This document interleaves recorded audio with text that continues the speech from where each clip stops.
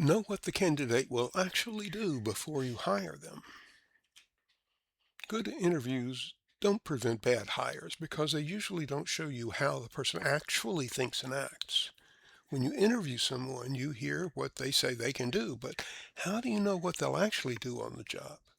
What if you could know this before you make the hiring decision?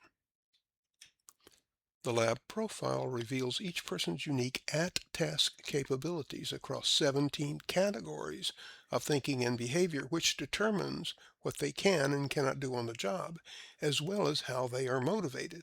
Here are 5 of those 17 categories. Motivation direction. Toward goals or away from problems?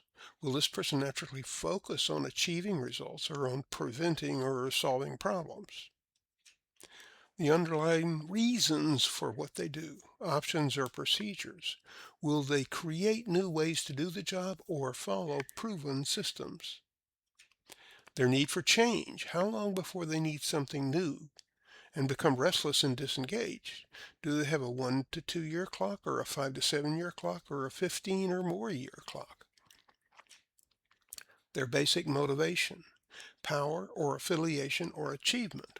What actually drives this person to perform? Authority, relationships, or results?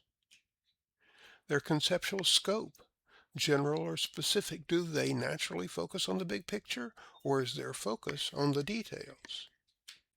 The lab profile is a structured interview which reveals how a person will actually function on the job. What if you could identify if people have the needed patterns in your interviews before you make the hiring decision? I'm Roger Bailey, the developer of the Language and Behavior Lab profile. I can show you how it works with your current situation or apply it to a position you're hiring for. If you're interested or have questions, just ask. Here's my email address.